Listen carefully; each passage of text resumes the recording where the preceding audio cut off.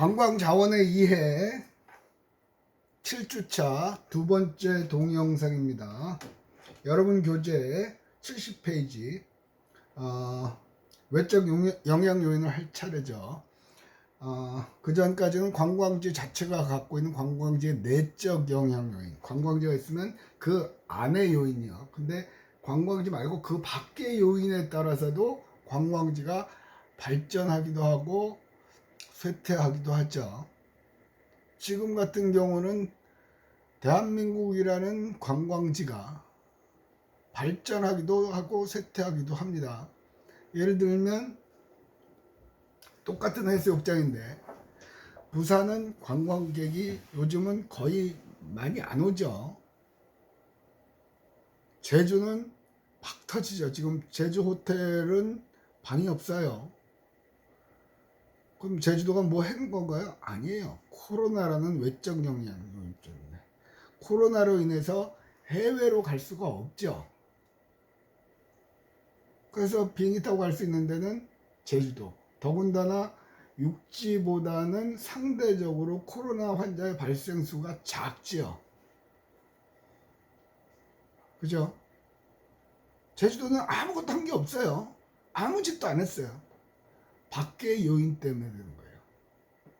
그래서 다시 한번 얘기하지만 사회의 바깥 요인을 잘 살펴야 됩니다. 그러니까 아마 여러분이 월요일날 오시면 그 추첨을 하고 그 다음에 시험 문제에서 이제 신문기사 문제를 다시 한번 설명을 하려고 하는데요. 가장 중요한 이거는 뭐냐면 이 책보다도 여러분이 속한 사회가 어떻게 변할 건가 예측을 해야 돼요. 그래서 지금 이 코로나라는 이 질병으로 낸 팬데믹 현상이 아주 그냥 난리가 났죠. 이게 여러분들한테는 굉장히 좋은 경험이라고 저는 생각을 해요. 왜? 초창기에도 그랬지만 이 코로나 같은 사태는 계속해서 발생을 할 거고 다음 그거 제2의 코로나, 제3의 코로나 그 발생 간격, 빈도가 작아질 거라고 그러거든요. 환경 문제 때문에. 그건 제가 하는 게 아니라 생태학자라든가 질병학자들이 예측을 해요.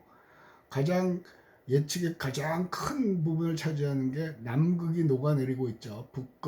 북극이 녹아내리고 남극이 녹아내리고 있잖아요. 그죠? 북극. 그죠? 얼음이 녹죠. 얼음 속, 빙하 속에 갇혀있던 알지 못하는 세균들이 이제 움직이기 시작하는 거죠.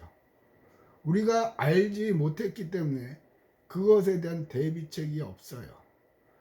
우리가 발전하면서는 그 균이 나오고 나서야 그 치료책을 만들고 지금도 백신은 치료제가 아니죠.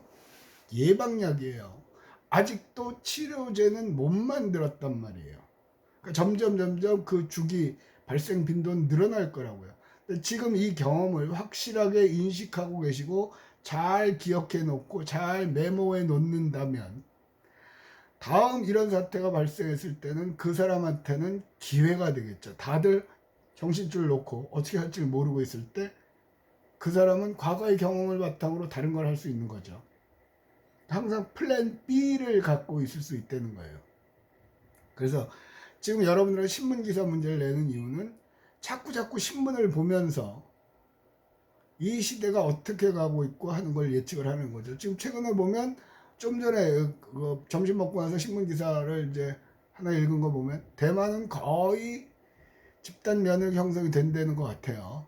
70%인가 해갖고 뭐 4인 이상 했는데 5인 이상으로 늘어났고 뭐 12인까지 모이는 걸 지금 검토하고 있다고 그러거든요. 방역을 잘한 나라는 돼요.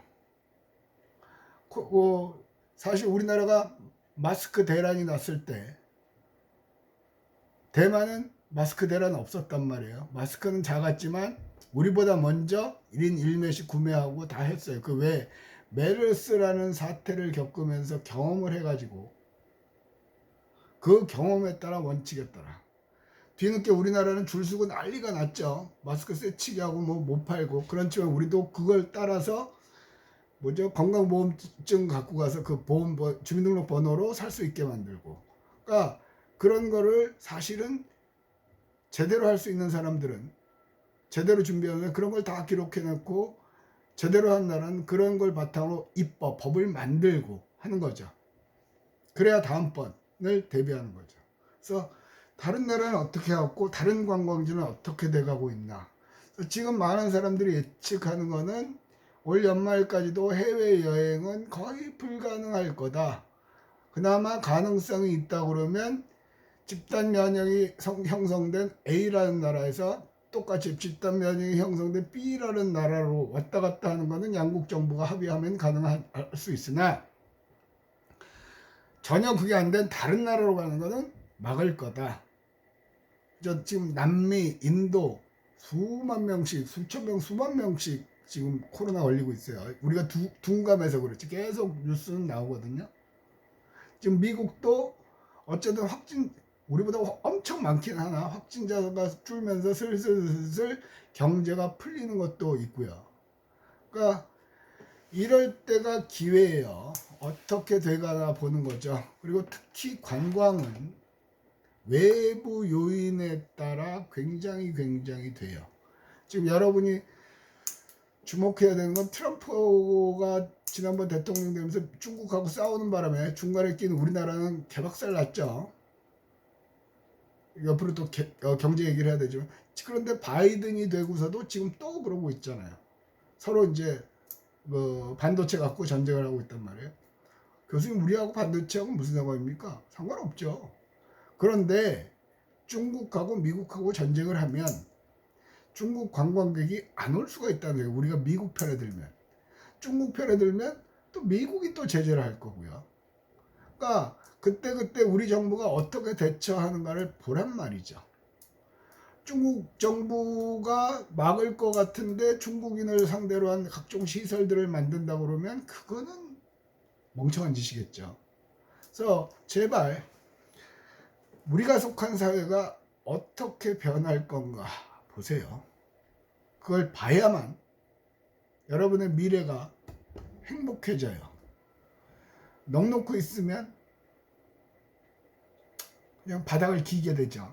자, 외적 영향으로 갑시다. 시장 요인, 유치권 내 관광 활동별 수요, 유치권 내의 인구, 소득, 여가시간, 기호. 즉 부산이 여기 있으면 부산에서 하루 코스로 올 수 있는 지역 내의 인구 얼마나 많이 살고 있느냐, 그리고 그들의 수입, 소득, 여가시간, 기호, 그들이 선호하는 거.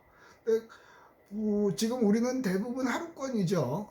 근데 사실상 가장 소득이 많은 층은 수도권이에요. 서울, 경기 지역이죠. 인구도 많고요. 여가를 즐기려는 사람들도 많고요. 그죠? 그들이 얼마나 많은 소득을 갖고 있는지, 상대적으로 김해, 울산, 포항, 양산 그 정도에서 올 수 있는 사람이 얼마나 되는지, 그런 거에 따라 달라지는 거죠. 그러니까 우리 주변 환경이 아까 앞부분에서 미국하고 트럼프나 얘기하고 뭐 바이든 얘기하고 하는 게 굉장히 어렵게 보일 수도 있고 나하고 무슨 상관이라고 볼 수 있는데, 관광은 다 엮여요. 코로나하고 무슨 상관이야. 관광 폭망했잖아요. 그렇지만 그러면서 우리는 희망을 보죠. 그렇게 가지 말라 하는데도 악착같이 가죠. 제주도도 가고 벚꽃 찍으러도 가고 강서구에 유채꽃밭도 가고, 심지어 작년에는 코로나 초창기 때는 유채꽃밭 갈아엎었어요. 오지 말라고. 근데 요즘은 갈아엎는 지자체는 없는 것 같아요. 막기는 하나. 그죠? 그래서 주변이 어떻게 대응을 하는 거야. 그거에 발빠르게 대응을 하면 여러분들은 살아남을 수 있죠. 여러분들은 살아남을 수 있죠. 됐죠? 자, 교통요인, 접근성. 이거는 뭐 누차 얘기를 했죠. 첫째 줄에 있습니다. 그때 관광지까지의 접근성의 용이함. 얼마나 접근하기 쉬운가. 그러니까 영도 같은 경우는 영도 내에서 이동하기가 참 불편해요. 특히 뚜벅이들은요. 그래서 힘들죠. 영도까지 가는 교통편도 그다음 지하철도 있는 것도 아니고요. 그죠? 그런 것들이에요. 쉽게 말하면 KTX가 되고 관광객이 늘어났다고 그랬잖아요. 지금 말도 많고 탈도 많은데 또 선거 끝나서 어떻게 될지는 모르겠으나 두고 봐야죠. 가덕도에 공항 만들잖아요. 그 공항이 뭐가 그리 중요한디? 예. 공항이 생기면 나라 밖에서 부산으로의 접근성이 좋아지죠. 그죠?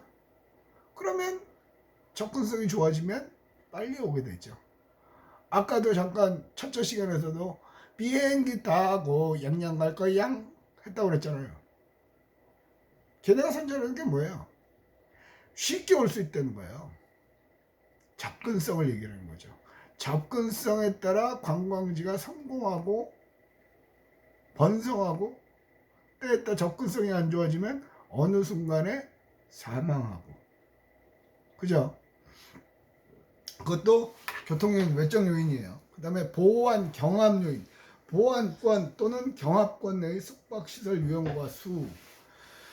이거는 경기도에 가면, 수원에 가면 용인 에버랜드 있죠. 에버랜드죠. 에버랜드하고 캐리비안 베이 있잖아요. 근데 그 옆에 보면 거기서 한 20분 차로 가면 수원 민속촌이 있어요.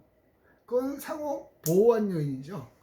예를 들어서 할머니 할아버지를 모시고 다 캐리비안 베이 갔다 오 칩시다. 근데 할머니 할아버지는 별로 재미가 없어 하시죠. 그냥 앉아서만 계시지 물속에 들어가시거나 그런 경우는, 그런 할머니 할아버지 계신데 드물죠. 그러면 내가 만약에 그 가장이라고 그러면 애들 데리고 아버지 어머님 모시고 갔다가 애들은 거기다 짓고 아버지 어머님은 따로 또 수원 갔다 오게끔 스케줄을 짤 수도 있죠. 보완하는 요인이에요. 그런 것들이요. 주변에 보완 요인, 경합 요인이 얼마나 있는, 경합 요인은 서로 싸우는 거죠. 지금 통도 환타지아에도 물놀이 시설이 있고 경주에도 몇 개 물놀이 시설 있죠. 뭐 이름은 지금 기억이 안 납니다만 요새 하도 안 다니니까 놀이공원이나 그런 것들이 기억이 잘 안 나요. 그런 것들이 얼마나 많이 있느냐에 따라서 경합 요인이 많으면 발전할 수도 있고 쇠퇴할 수도 있어요. 그건 상황에 따라 달라요. 그래서 딱 부러지게 경합 요인이 많으면 발전한다, 그렇게 얘기하기는 어려워요. 그죠? 보안권 또는 경합권 내의 관광시설 유형과 수, 뭐 같은 얘기지만 또 호텔이 얼마나 있느냐, 숙박시설이 있느냐 없느냐에 따라도 달라지죠. 부산은 지금 뭐 새로 그 호텔들도 리뉴얼하고 LCT도 생기고 관광지로서의 성장 가능성이 많지요. 관광지로서의 성장 가능성. 그리고 관광산업 말고는 딱히 어려워요. 우리나라도. 제조업은요. 우리나라가 지금은 잘 산 나라, 선진국, OECD에 가입한 나라가 됐는데 그건 왜 그랬냐면요. 우리나라가 제조업으로 성공을 했단 말이에요. 자동차도 만들고 신발도 만들고 옷도 만들고 가발도 만들고 그래서 수출해서 했거든요.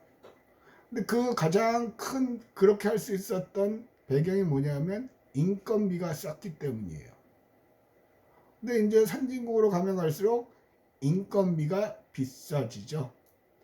옛날에는 독재 정권 하에서는 노동자들을 착취해서 그들의 희생으로 기업이 성장하고 국가가 부자가 됐는데 어렵잖아요. 부산도 그래요. 제가 알기로 부산 전국에 있는 광역시 중에 가용할 수 있는 땅이 제일 작은 광역시가 부산이거든요. 더 이상 공장 지을 땅도 드물고요. 제조업을 하려도 딱히 마땅한 게 없죠. 옛날에 부산에 신발 공장 있고 그거는 노동력을 갖고 하는 거였단 말이에요. 이제 없어요. 그러면 살아갈 길은 관광이에요. 관광.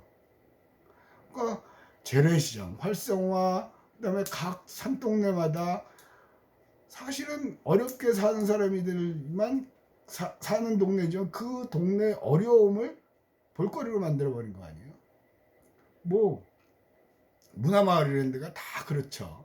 이렇게 표현하면 사실은 그분들은 싫어하시죠. 감천 문화마을. 피난민 산동네예요. 여기 기숙사 뒤에 있는 안창마을. 혹시 저 하늘 기숙사 뒤로 가보시면 담 너머로 보여요. 거의 무허가 건물들이죠. 불나면 소방차도 못 들어가요. 근데 거기도 안창마을에서 그 바로 밑으로 호랭이 마을 뭐 그런 식으로 사방팔방 그렇게 만들어가고 있단 말이에요.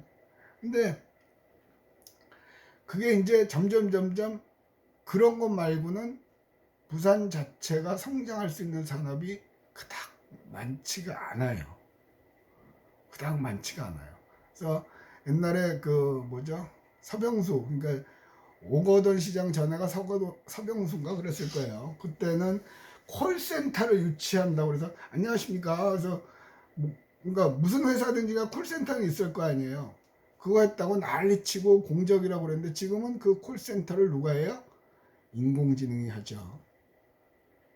따다닥 하면 따다닥 대답을 하고 못하는 것만 잠시만 기다려주고 직원이 나오게끔 하는 거죠. 그런 것도 없어지고요. 결국은 관광 말고는 없어요. 관광이요. 대부분의 선진국들이 그래. 제조업에서 살아남는 거는 그나마 최첨단, 남들이 못하는 거. 쉽게 말하면 전기차, 반도체, 뭐 그런 게 남들이 못 따라올 거, 그런 거 하기 전에는 어렵단 말이에요.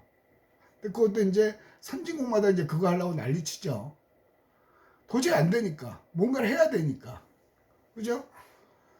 그래서 제일 쉽고 빠르게 할 수 있는 게 관광이에요. 그러다 보니까 각 지자체마다 관광. 아마 지금 코로나가 끝나고 나면 온 나라가 관광으로 난리가 날 거예요. 서로 하겠다고.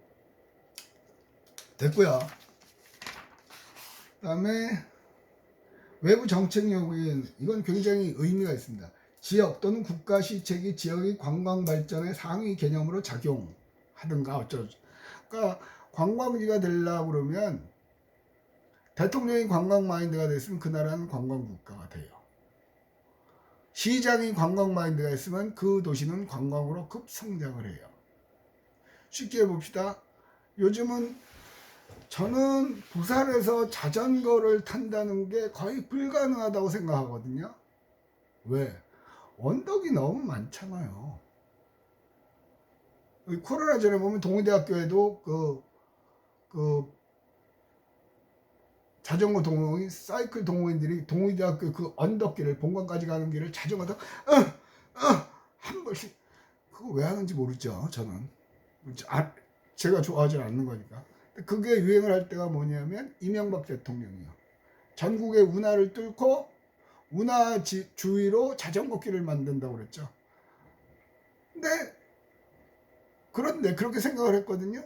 그런데 제 생각이 또 틀렸어요. 그 당시에는 맞았으나 지금은 부산도 자전거 도시가 될 수 있죠.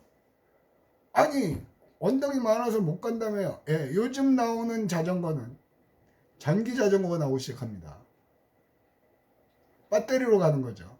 그러니까 필요 없을 때는 자기 힘으로 가고, 내가 발을 올려서 언덕이 나오면 배터리 넣으면 전기 배터리로 올라가는 거죠. 그러면 부산도 자전거 도시로서의 가능성이 있죠. 거기다가 저기 뭐죠, 남구인가요? 부경대 있는 그쪽에 트램 놓는다고 그러니까 전차 놓는다고 그러죠. 점점 그게 큰 틀에서 친환경이란 말이에요. 그러면 친환경도 관광인 유리한 거라고 저는 보거든요. 왜? 봐요. 버스 타고 택시 타면 환경 오염 되죠. 가솔린으로 가니까, 그러니까 휘발유로 가니까 이산화탄소 나오잖아요. 그래서 전기차 만든다고 그러잖아요. 2025년, 2030년부터는 조금씩 늘어날 거라고 그러거든요. 그런데 자전거는 무공해죠. 그러면 관광지에서 가능하죠.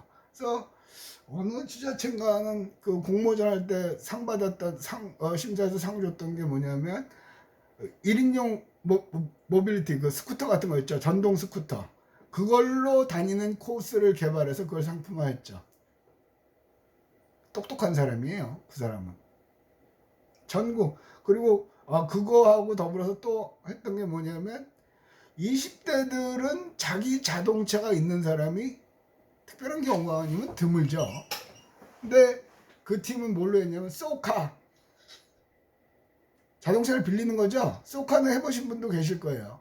그래서 거기가 그 도시까지는 기차나 그런 대중교통을 이용해서 가고 그 안에서 소카를 이용해서 하는 코스를 만든 것도 있고요.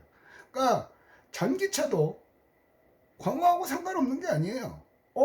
그렇다면 환경 문제와 더불어 관광을 어떻게 접목을 시킬 것인가 해볼 수가 있죠. 그래서 국가 시책이요. 그러니까 대통령이 어떻게 하느냐에 따라 그 가장 큰 이유는 뭐냐면요. 관광은 지난번에도 한번 얘기를 했었던 것 같은데 광안리 앞바다에다가 해상 호스텔 짓는다는 얘기는 선거 때마다 나오거든요. 근데 그게 잘 안 돼요. 왜? 해상 호텔 짓는 게 부산시 관광과에서 할 일이 관광과에서 하지만 그거 하는데 조용히 옆에서 딴지 거는 애들이 많거든요. 쉽게 말하면 공유수면 뭐 어쩌고저쩌고 해서 해양안전부 그런 데서도 딴지 걸고요. 또 농수산부에서 그 지역 어촌계에서 우리 어민들의 생계에 막대한 영향을 준다 어쩌고저쩌고 해서 따지거든요.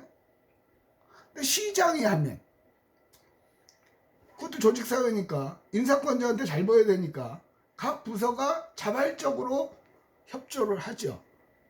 그래서 늘상 하는 얘기가 정부의 수반 아니면 지자체의 수반이 대장이 얼마나 관광 마인드를 갖고 있느냐 하는 거예요. 어저께 뉴스를 보면 인천 남동구인가요? 구청장이 거기다 뭐 새로 길도 뚫고 무슨 동화 나라도 만들고 짜장면 그 어리도 확산되고 했더라고요. 근데 뉴스의 포인트는 그게 아니라 그렇게 정책을 세우면서 그 주변에 땅을 무지 샀죠. 그래갖고 경찰 조사받고 아마 구속되는 것 같아요. 자기 이름을 산 것도 아니고 자기 부인 명의로 사고 아들 명의로 사고 그러고 거기로 길을 내고 재밌는 건 뭐냐면 그 시장에 바로 그 오른팔격인 도시계획국장은 또 길을 내면서 또 지도 땅 사고 뭐 다 했어요. 그래서 줄줄이 다 걸려 들어갔죠. 이제는 그런 것도 쉽게 할 수 있는 세상은 아닌 것 같아요. 그리고 이제 만약에 그런 게 나오면 난리 나는 거죠. 어쨌든 뭐 땅 투기 그 얘기를 하고 싶은 게 아니라 그 지역만 봐도 관광을 가지고 지역을 확 바꿔버리거든요. 그러니 어느 지자체장은 투표로 뽑혀지는 거잖아요. 그죠? 이번에도 서울은 누구야? 오세훈, 부산은 박형준. 근데 거기에 가장 결정적인 역할을 했던 게 20대 남녀라고 그러죠. 그건 아주 여러분들한테 좋은 거예요. 이제 점점 다음 정부가 어느 정부가 됐던 20대들을 위한 정책을 만들어내지 않고서는 정권을 잡을 수가 없죠. 투표에서 이길 수가 없죠. 그래서 어쨌든 선거하러 가야 돼요. 선거장에 가야 돼요. 여러분들이 투표를 해야 돼요. 그래야만 여러분을 위한 정책이 만들어져요. 그러니까 여러분들 좋으라고. 박근혜 대통령이 당선됐던 가장 결정적인 계기는 할아버지 할머니들한테 돈 준다고 그랬거든요. 딱히 그것만 있는 건 아니지만. 그러니까 할아버지 할머니들이 다 가서 투표했죠. 당선, 대통령 됐어요. 이번에 어쨌든 부산, 서울 시장 보궐선거에서 국민의힘이 당선됐는데 20대들의 역할이 표심이 달라졌단 말이에요. 물론 복합적으로 작용을 했지만 어쨌거나 간에 정치권에서 이제 20대를 신경 써야 될 시기가 됐어요. 아주 잘된 일이죠. 그래서 여러분들은 계속해서 투표를 가세요. 가서 X자 이름 안 쓰고 어차피 이건 누가 했는지 모르겠어요. 여러분이 간다는 그 자체가 중요한 거예요. 20대들의 투표율이 높아졌다는 그 자체가 중요한 거죠. 시간이 다 돼버려가지고 자 7주차 두 번째 동영상은 리포트 제출 마감 시간이 몇 시죠? 00시 59분이죠. 예, 22시 59분, 23시 11시 59분 하면 또 도 다운된다고 그래서 10시 59분으로 해놨어요. 몇 시인가? 그러니까 22시 59분 적어서 내시면 됩니다. 자, 여기까지 또 표시해 놔야죠. 여기까지 하는 걸로 하고, 나머지는 19일날 만나서 얘기를 하고, 그 다음에 시험이니까 그때 보도록 합시다. 안녕.